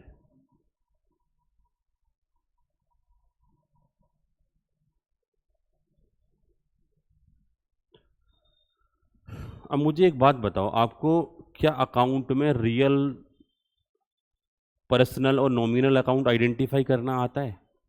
बोला सर कुछ कुछ तो कर लेते हैं। लास्ट टाइम पर मैंने एक क्वेश्चन आपसे पूछा था, जब पहली इंट्रोडक्टरी क्लास थी उसमें मैंने आपको कुछ पढ़ाया नहीं था, बस इतना ही पूछा था कि आपको क्या आता है। तो उस दौरान आपने कुछ गड़बड़ कर दी थी, जैसे कि आप कैपिटल अकाउंट को भी क्या बता रहे थे, रियल नेचर का अकाउंट बता रहे थे, आउटस्टैंडिंग को बता रहे थे आप, आउटस्टैंडिंग सैलरी को बता रहे थे नॉमिनल नेचर का अकाउंट। तो कुछ सही बता रहे थे आप, कुछ गड़बड़ कर रहे थे। इसका मतलब है आपको अकाउंट को पहचानना आता नहीं है, डेफिनेशन आपने सही से समझी नहीं है, इसीलिए आपके साथ दिक्कत हो रही है। तो एक एक करके इस डेफिनेशन को बड़ी नजाकत के साथ, बड़ी शिद्दत के साथ समझने का प्रयास करेंगे, क्योंकि ये बेस है। अगर ये हिल गया तो आगे कुछ भी समझ नहीं आएगा। ध्यान से सुन लेना बेटा, पर्सनल अकाउंट किसे कहते हैं, रियल अकाउंट किसे कहते हैं, नॉमिनल अकाउंट किसे कहते हैं, ये हमको अच्छे से समझ में आना चाहिए। स्टार्ट करते हैं किससे, पर्सनल नेचर के अकाउंट से। बड़ा सिंपल है, नाम में ही साफ साफ लिखा हुआ है पर्सनल अकाउंट मतलब किसी पर्सन का अकाउंट, राइट। लिख लेते हैं बेटा इस बात को, यस सर, चलो नोट डाउन करो। तो जब पर्सनल अकाउंट की बात करेंगे तो अकाउंट ऑफ एनी, जैसे बेटा मैं लिख रहा हूं ना वैसे ही लिख लेना इसे, अकाउंट ऑफ एनी। एनी लिखने के बाद इसको ऐसे ही छोड़ देना, आगे एक बुलेट बना लेना, account of any natural person,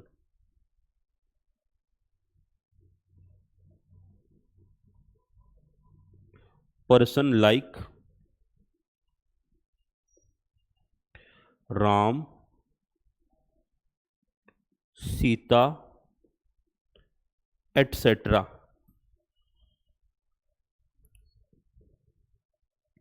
accounts of any natural person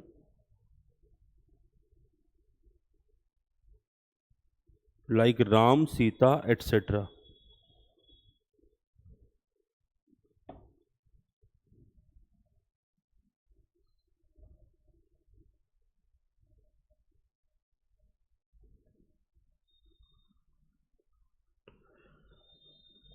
बेटा इसमें कोई मुश्किल वाली बात नहीं है।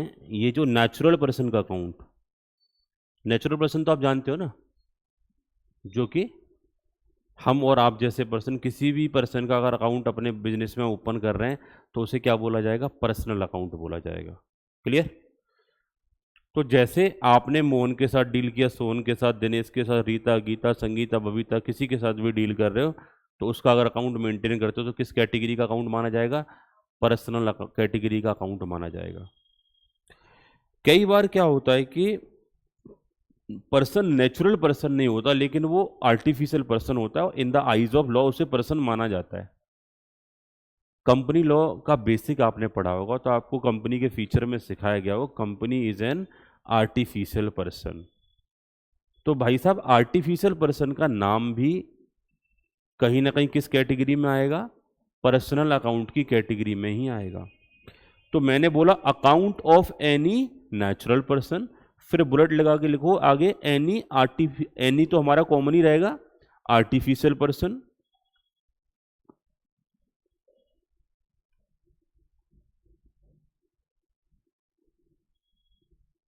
किसी नेचुरल पर्सन का अकाउंट भी पर्सनल अकाउंट होगा, किसी आर्टिफिशियल पर्सन का अकाउंट भी पर्सनल अकाउंट होगा। क्लियर? किसी नेचुरल पर्सन का अकाउंट भी पर्सनल अकाउंट होगा। और आर्टिफिशियल पर्सन की बात करेंगे तो बेटा इसका एग्जाम्पल क्या सकते हैं, like a limited, ABC firm, etcetera.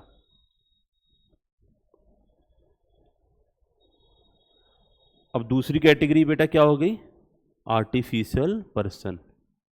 Artificial person का अकाउंट भी कैसा अकाउंट बोला जाता है, पर्सनल अकाउंट बोला जाता है। क्लियर? तीसरी कैटेगरी होती है बेटा representative personal account.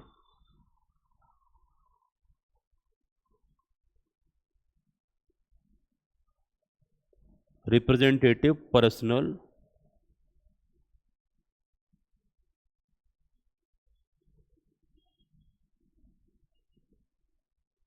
Account, like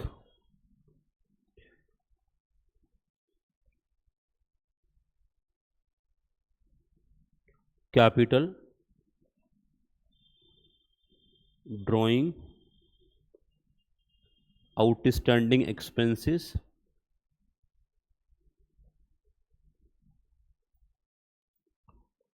prepaid expenses,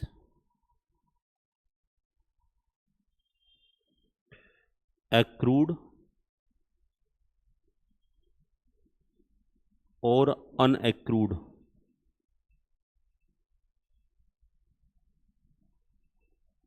income etcetera. बेटा दिखाई तो दे रहा है ना, capital drawing, outstanding expenses, prepaid expenses, accrued unaccrued income. Note कर लो पहले, फिर इस पर डिस्कशन करेंगे। प्रीपेड एक्सपेंसेस, एक्रूड और अनएक्रूड इनकम। देखो नेचुरल पर्सन का अकाउंट पर्सनल अकाउंट होगा, इसमें कोई डाउट नहीं है, और साथ ही साथ में आर्टिफिशियल पर्सन का अकाउंट भी पर्सनल अकाउंट होगा। तीसरा होता है रिप्रेजेंटेटिव पर्सनल अकाउंट। मैं आपसे पूछना चाहता हूं, कई बार ऐसा होता है आपका नाम है, जैसे लेट सपोज आपका नाम प्रिया है, तो प्रिया का नाम स्कूल कॉलेज का तो प्रिया होगा, लेकिन घर का नाम कुछ अलग ही होता है। यस या नो? मे भी पॉसिबल घर पर पिंकी बुलाते हो, ऐसा घर पर चिंकी पिंकी रिंकी मिंकी ऐसे नाम होते हैं ना, अक्सर करके ऐसे ही नाम होते हैं शॉर्टकट वाले। और स्कूल कॉलेज वाला नाम हमारा क्या होता है, एक बड़ा सा होता है, एक सोफिस्टिकेटेड सा नेम होता है। लेकिन घर वाला नाम खतरनाक भी हो सकता है, कुछ भी हो सकता है घर वाला नाम। इवन तो फ्रेंड्स में भी कोई नाम चलता है। मान के चलो आपका नाम प्रिया है स्कूल में और घर पे बुलाते हैं पिंकी। अब एक बात बताओ, पिंकी कहने के बाद क्या आप प्रिया नहीं रहोगे? फिर भी तो आप ही को बुलाया जा रहा है, आप सुनोगे ना उस बात को। घर पर प्रिया बुलाया जाए या पिंकी बुलाया जाए, आप रिस्पॉन्स तो करोगे। तो कई बार क्या होता है कि किसी जब पर्टिकुलर पर्सन की हम बात करते हैं तो उसके खुद के नाम से ना बुला करके उसे हम किसी दूसरे नाम से बुलाते हैं। लेकिन वो होता कैसा पर्सन है? Natural person. तो किसी नेचुरल पर्सन को अगर दूसरे नाम से बुला लोगे आप, तो क्या वो क्या वो पर्सन नहीं रहेगा? जैसे ही आपको पिंकी के नाम से बुलाया गया, एक एग्जांपल मैं लेता हूं, तो क्या आप गायब हो जाओगे? फिर आप पर्सन नहीं रहोगे, पर्सन रहेंगे। हाँ या ना? तो मेन मुद्दे की बात है, कभी कभी क्या होता है, ये पर्सनल अकाउंट हमेशा पर्सन का ही अकाउंट होगा, चाहे वो नेचुरल होगा या फिर आर्टिफिशियल। लेकिन कभी कभी नेचुरल और आर्टिफिशियल पर्सन की जगह उसका नाम ना लिख करके अगर कोई दूसरा नाम लिख दिया जाए तो वो अकाउंट बदल नहीं जाएगा, वो पर्सन का ही अकाउंट रहेगा। मैं वही बात कहना चाह रहा हूं, आपके नाम को हटा के उसकी जगह कोई दूसरा नाम लिख दिया जाए तो भी वो पर्सनल अकाउंट ही रहेगा, वो नाम की वजह से वो अकाउंट का नेचर चेंज नहीं होगा। राइट। चलो अब मैं एग्जाम्पल से बात करता हूं तब अच्छा समझ में आएगा। मुझे एक बात बताओ, बिजनेस में जो पैसा लगाता है वो पर्सन ही होता है ना, या तो नेचुरल होगा या फिर आर्टिफिशियल। यस है नो। बिजनेस में पैसा लगाने वाला कौन होगा? पर्सन, और उसका कोई नाम होगा। जैसे मैंने बिजनेस स्टार्ट किया, मेरा नाम राम है, तो फिर राम कैपिटल लगा रहा है बिजनेस में, लेकिन एंट्री बनाते टाइम पर कभी आप राम का नाम लिखते हो? क्या वर्ड इस्तेमाल करते हो? कैपिटल। जैसे ही कैपिटल आपकी आंखों के सामने आता है, इमीडिएटली आपको समझ में आ जाता है कि ये ओनर का अकाउंट है। राइट। तो सर लिखते क्यों है कैपिटल? ओनर का नाम लिखने में क्या आपत्ति है? समस्या है। कैपिटल हमारा क्रेडिट बैलेंस होता है, और जिनसे हम माल खरीदते हैं उनका बैलेंस भी क्रेडिट होता है। मान के चलो हमारे ओनर का नाम भी राम है, उसका अकाउंट भी क्रेडिट होगा, और किसी से सामान खरीदा उसका नाम भी राम था, उसका अकाउंट भी क्रेडिट होगा उसी नाम से। तो मे बी पॉसिबल कि अकाउंटिंग करते टाइम पर कंफ्यूजन हो जाए कि हमारा कौन सा क्रेडिटर और कौन सा हमारा ओनर, क्योंकि दोनों के बैलेंस क्या आ रहे हैं? क्रेडिट आ रहे हैं। दोनों का नाम क्या है? राम है। हम अपने ओनर को एकदम सेपरेटली रखना चाहते हैं, जिसका नाम किसी से मैच ही ना करे, समझ में आ जाए कि ये हमारे ओनर का अकाउंट है, उसको अलग से ही हाईलाइट करके रखना चाहते हैं। यस या नो? बात क्लियर? तो जब जब हम बात करते हैं, जब हम अपने नाम को अलग से हाईलाइट करना चाहते हैं तो उसकी जगह पर कुछ ना कुछ रिप्रेजेंटेटिव नाम बना लेते हैं। जैसे आपने देखा होगा बड़े बड़े जो बदमाश होते हैं किसी पर्टिकुलर एरिया, मतलब ऐसा होता है ना, कोई एरिया पॉपुलर होता है कि भाई इस एरिया में जनरली जो पर्सन होगा वो बदमाशी टाइप का ही पर्सन होगा। अब नॉर्मल नाम से तो पता नहीं चलता कि ये बदमाश है या नहीं है, तो वो क्या करते हैं अपने नाम के आगे ना वो कोई ब्लेज वगैरह या लोकेशन का नाम लगा लेते हैं। जब भी हम बात करते हैं तो उससे आइडेंटिफाई होता है कि हाँ भाई ये जो पर्टिकुलर पर्सन है ये बदमाश टाइप का, इससे थोड़ा दूर रहना है, ये जो कुछ कहे तो उसे कर देना है। जैसे आपने मूवीज देखा होगा, मूवीज में होता क्या है कि जैसे हफ्ता वसूली वाला काम होता है, तो वो कैसे आके बोलते हैं, मैं भाई बात कर रहा हूँ इस एरिया का। वो अपना नाम ऐसे नहीं बोलते कि मैं रामलाल बात कर रहा हूँ 5 लाख भिजवा देना, क्योंकि नॉर्मल नाम को तो कोई ऐसे ही समझेगा, नॉर्मल इंसान ही समझेगा। वो स्पेशल तरीके से बात करते हैं कि मैं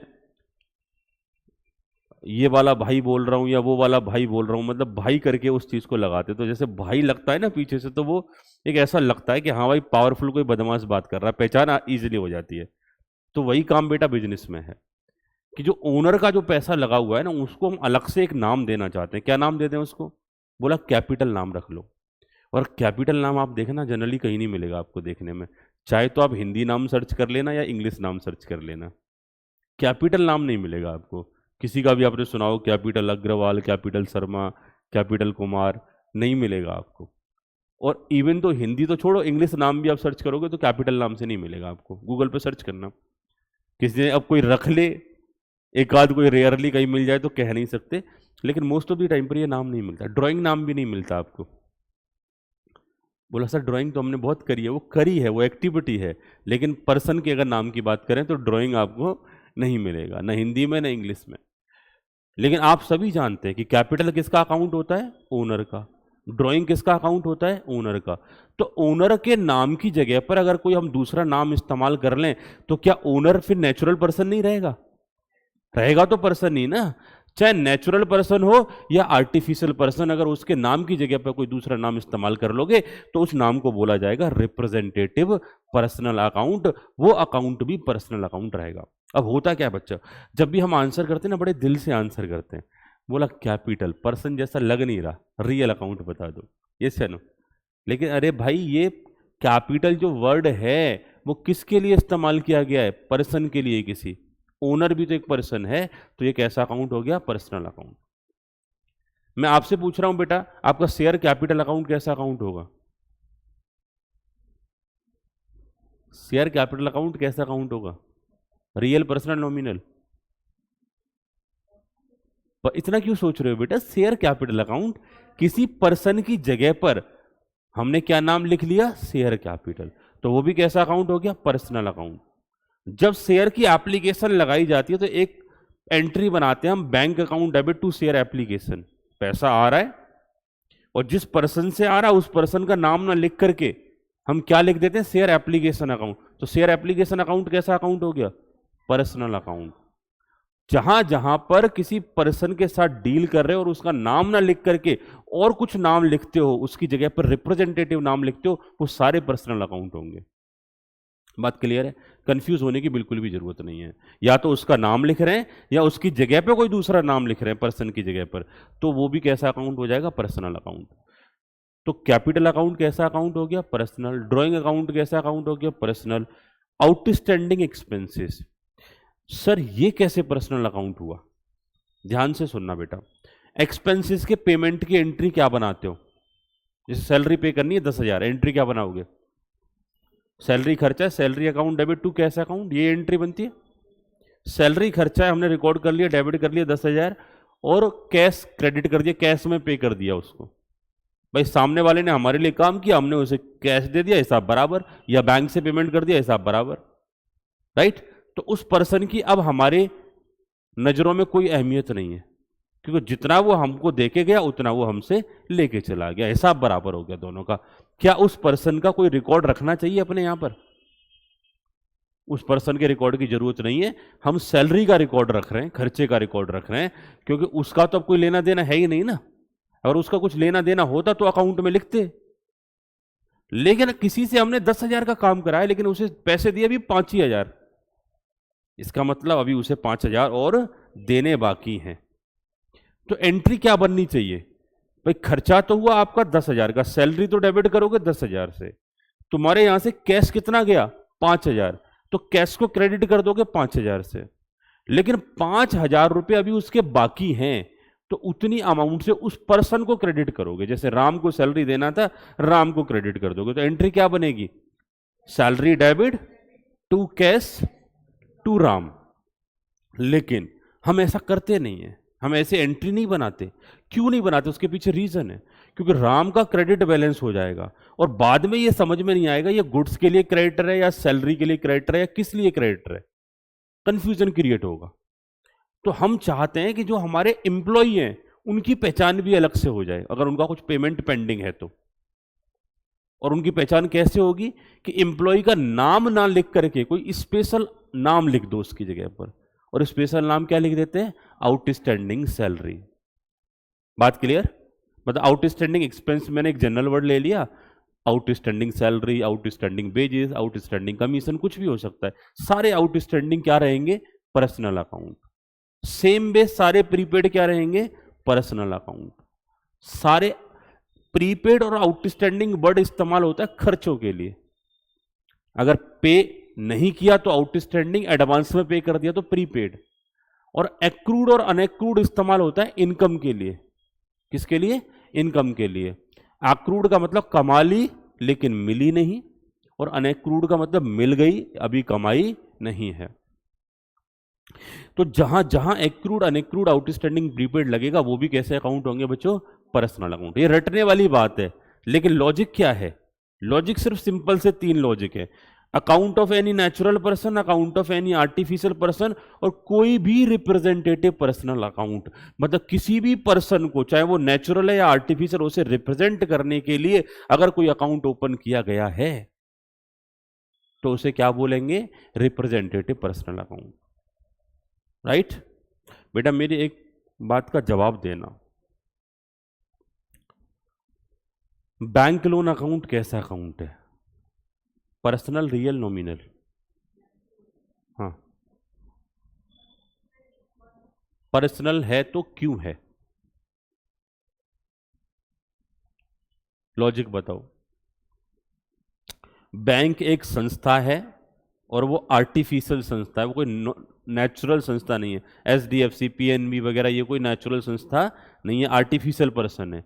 उनसे हमने पैसा लिया, आर्टिफिशियल पर्सन की जगह उस पर्सन का, अगर आर्टिफिशियल पर्सन का नाम ना लिख करके कोई दूसरा नाम लिख दो तो भी वो कैसा अकाउंट रहता है, पर्सनल अकाउंट। बैंक लोन तो हमने एसबीआई से लिया होगा या पीएनबी से लिया होगा, एचडीएफसी से लिया होगा, किसी न किसी से तो लिया होगा। लेकिन उस बैंक लोन का पूरा बैंक का नाम ना लिख करके हमने सिर्फ लिख दिया बैंक लोन, तो इसका मतलब क्या है, हमने रिप्रेजेंटेटिव नाम रख लिया। क्लियर? और बैंक लोन में भी हम क्लासीफाई कर सकते हैं, short term bank loan, long term bank loan. तो सारे के सारे बैंक लोन कैसे अकाउंट होंगे बच्चों? Personal account. बात क्लियर? समझ में बात आपको आई? तो किसी भी, मैं आपको यही बात बार बार कन्वे कर रहा हूं, चाहे तो नेचुरल पर्सन की जगह कोई नाम रख लो आप, या किसी आर्टिफिशियल पर्सन की जगह कोई भी रिप्रेजेंटेटिव नाम रख लो, सारे रिप्रेजेंटेटिव नाम आपके पर्सनल अकाउंट होंगे। क्लियर हो गया?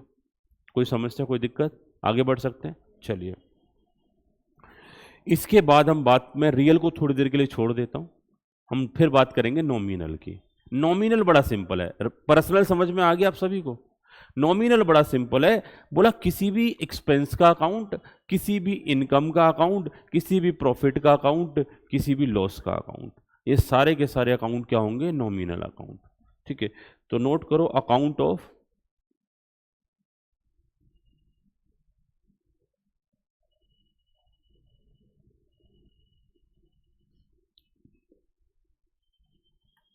all expenses and losses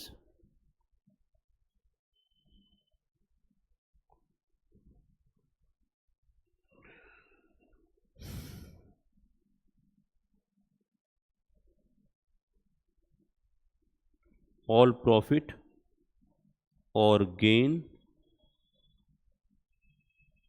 और इनकम, ये सारे के सारे अकाउंट क्या होंगे बच्चों? कहीं ना कहीं नॉमिनल अकाउंट होंगे। All expenses and losses, all profits और गेन और इनकम, ये सारे अकाउंट हमारे कैसे अकाउंट होंगे बच्चों? Nominal account.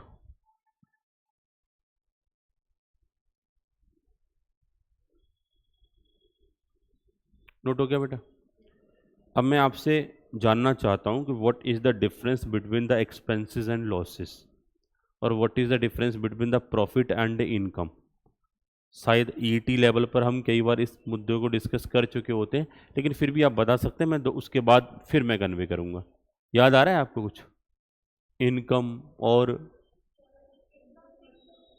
हाँ बोलो बोलो, एक बच्चा बोलो, आप बोलो पहले।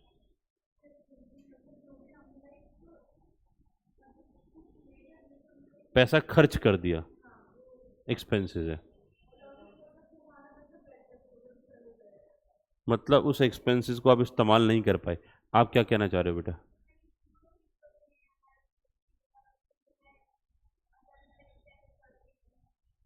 ओके, तो देखो बेटा, मोस्ट ऑफ द टाइम पर जब हम इनकम की बात करते हैं तो ये हमारा इनफ्लो होता है, पैसे का इनफ्लो होता है, पैसा आ रहा है, वो सब इनकम है।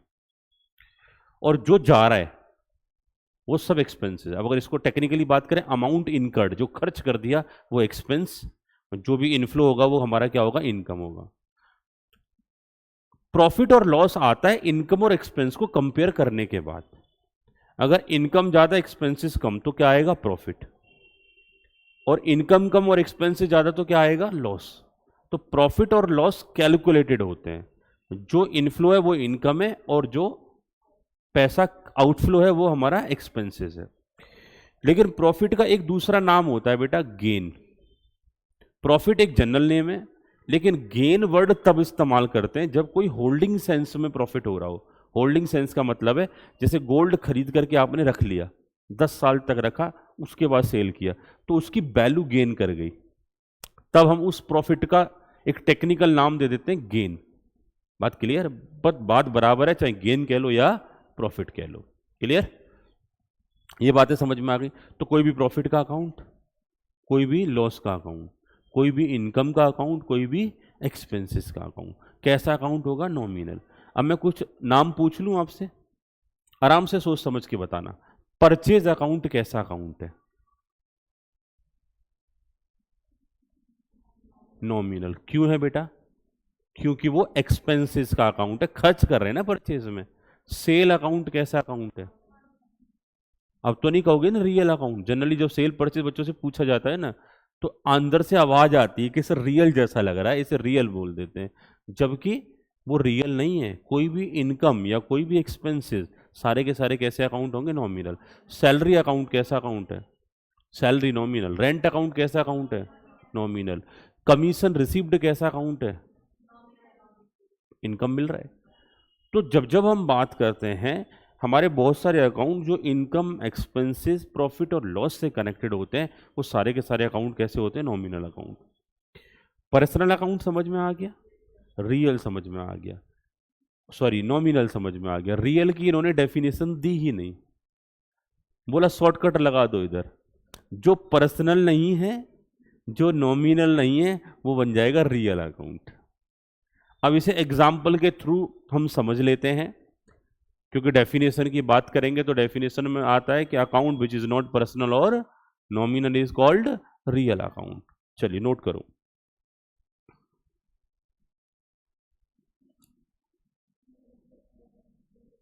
अकाउंट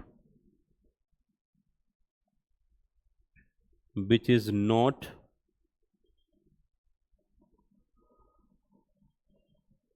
पर्सनल और नॉट नॉमिनल। अगर ऐसा कोई अकाउंट है तो उसे क्या बोला जाएगा? Real account. इसका एग्जाम्पल अगर हम लें, फॉर एग्जाम्पल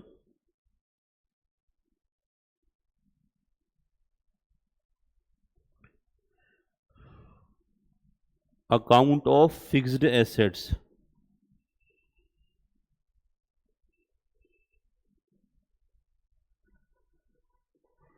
कैश एटसेट्रा। बोला जो हमारे फिक्स्ड एसेट्स के अकाउंट होते हैं, कैश होता है, बेसिकली ये कैसे अकाउंट होते हैं? रियल। क्योंकि हमारा बिल्डिंग है, लैंड है, प्लांट है, मशीनरी है, फर्नीचर है, ये सारे के सारे कैसे अकाउंट हो जाएंगे बच्चों? रियल नेचर के अकाउंट हो जाएंगे। दूसरा, कैश अकाउंट हमारा कैसा हो जाएगा? रियल नेचर का। तो ये तो ना तो ये पर्सनल अकाउंट है और ना ही ये नॉमिनल अकाउंट, क्योंकि नॉमिनल अकाउंट तब होगा जब कोई खर्चा हो, कोई इनकम हो, कोई प्रॉफिट हो। बोला ऐसा कैश में तो कुछ है नहीं, न सेम वे असेट्स में कुछ है, तो ये किस कैटेगरी के अकाउंट बन जाएंगे? नॉमिनल कैटेगरी के। तो आज की डेट में आप डेफिनेशन देख करके पहचान सकते हो कि ये पर्सनल है कि रियल है या फिर नॉमिनल है। बेटा आज मैं आपको एक होमवर्क दे रहा हूं, ठीक है? होमवर्क ये है कि आपके पास जो भी 11वीं 12वीं की जो भी बुक हो या बुक ना भी हो, मन में सोचते रहना या बुक को पलट पलट के देखते रहना। आप कोई ऐसे अकाउंट ढूंढ के लाना, 10 अकाउंट, जिनको आप ये ना पहचान पा रहे हो ये पर्सनल है, रियल है या फिर नॉमिनल है। ऐसे 10 अकाउंट सर्च करने हैं आपको, ईमानदारी से सर्च करना। पहले डेफिनेशन में पहले चेक करना, खुद आइडेंटिफाई अगर आपसे हो जाए तो वेल एंड गुड, फिर उसे लिस्ट में शामिल मत करना।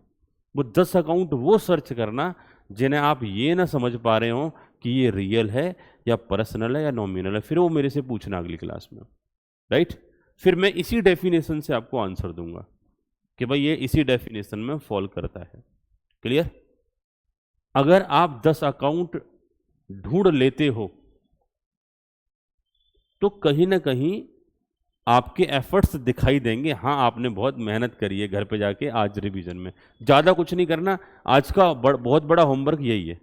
टाइम लगेगा इसमें, इतना इजीली 10 अकाउंट नहीं सर्च कर पाओगे इस डेफिनेशन को पढ़ने के बाद, राइट? तो ये डेफिनेशन मैंने सिखाई, इस पर एफर्ट्स लगाना है, अच्छे से इसको रिवाइज करना है। और ये छोटा मोटा काम नहीं, ये बहुत बड़ा काम है। अगर आपने पर्सनल, रियल और नॉमिनल को आइडेंटिफाई करना सीख लिया तो समझ लो अकाउंटिंग का बेसिक आपका एक तरीके से बन गया। मैंने को बोला डेबिट क्रेडिट करने में कुछ प्रॉब्लम नहीं है, अभी 3 रूल बताऊंगा, फटाफट से डेबिट क्रेडिट करवा दूंगा। लेकिन समस्या क्या आती है, वो बच्चा यही नहीं समझ पाता इसमें से पर्सनल कौन सा है, रियल कौन सा है या नॉमिनल कौन सा है। जो भी कंटेंट हो उसे सर्च करना, नहीं तो बहुत सारी इलेक्ट्रॉनिक बुक मिल जाती हैं, PDF बुक्स मिल जाती है, कहीं पर भी इंटरनेट पर सर्च कर सकते हो, डिफरेंट डिफरेंट टाइप के एंट्रीज दिमाग लगा सकते हो। बचपन में जो भी अकाउंट्स आपने पढ़े हैं, तो आप कोई 10 अकाउंट आपने सर्च करने हैं जो आप बता पाओ ये पर्सनल है, रियल है या फिर नॉमिनल।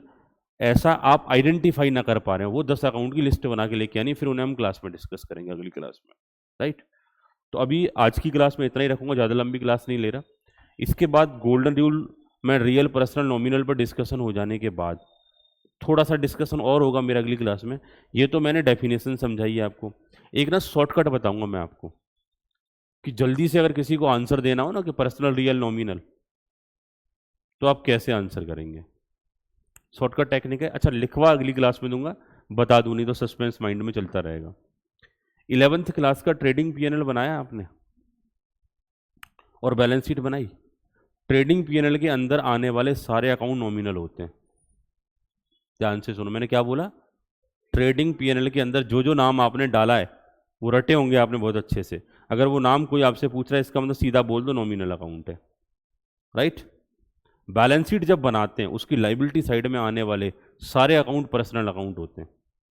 अगर बैलेंस शीट की लाइबिलिटी साइड वाला कोई भी अकाउंट अगर आपको बोला जा रहा है और आपसे पूछा जा रहा है रियल, पर्सनल, नॉमिनल बताओ, आंख बंद करके उसे पर्सनल बोल दो, वो पर्सनल ही होगा 100% रूल्स के अकॉर्डिंग।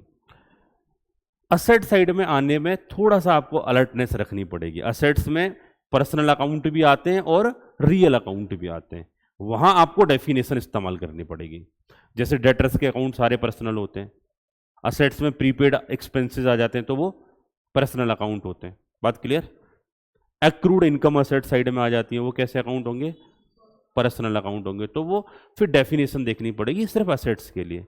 लेकिन बैलेंस शीट में कोई नॉमिनल अकाउंट नहीं आएगा और ट्रेडिंग पीएनएल में कोई रियल पर्सनल अकाउंट नहीं होगा। अब बच्चे कह रहे हैं सर आपने ये डेफिनेशन तो समझा दी, लेकिन कुछ अकाउंट ऐसे होते हैं जो ट्रेडिंग पीएनएल में भी दिखाई देते हैं और बैलेंस शीट में भी दिखाई देते हैं। एडजस्टमेंट, तो एडजस्टमेंट देखा है ना कि जैसे सैलरी, उसमें जोड़ दो आउटस्टैंडिंग सैलरी, तब आउटर कॉलम में लिखो उसे। एडजस्टमेंट को आप ये मान के चलो वो बैलेंस शीट आइटम है, उसे ट्रेडिंग पीएनएल का आइटम मानो मत, राइट। तब आप डिसीजन लोगे तो आपके डिसीजन 95% करेक्ट होंगे। ये होता है फर्स्ट टेस्ट। सही डिसीजन तो डेफिनेशन से लिया जाएगा, लेकिन बिना सोचे समझे, जैसे गेम खेलते ना तोता उड़, कौआ उड़, चिड़िया उड़, अगर इतनी स्पीड में आंसर देना है रियल, पर्सनल, नॉमिनल, तो फटाफट फटाफट देखते चले जाओ। ये पीएनएल का आइटम है, नॉमिनल बोल दो, लाइबिलिटी साइड का आइटम है, पर्सनल बोल दो। क्लियर, बिना सोचे समझे। ये एक जनरल सी बात है, मैं अगली क्लास में से लिखवा दूंगा, आपको नोट डाउन करवा दूंगा, जिससे आप बाद में जाके आपको याद रहे, राइट। लेकिन आज जो आपको प्रैक्टिस करनी है, घर पे जाके क्या प्रैक्टिस करनी है, सारे जितने ज़्यादा अकाउंट कहीं भी देख सकते हो वो देखना और आइडेंटिफाई करना, ठीक है। कोई भी 10 नाम सर्च करके लाना जिनको आप आइडेंटिफाई ना कर पा रहे हो कि भाई मैं पहचान नहीं पा रहा ये रियल है, पर्सनल है या नॉमिनल है। क्लियर। देखते हैं कौन बच्चा 10 नाम सर्च करके लाता है।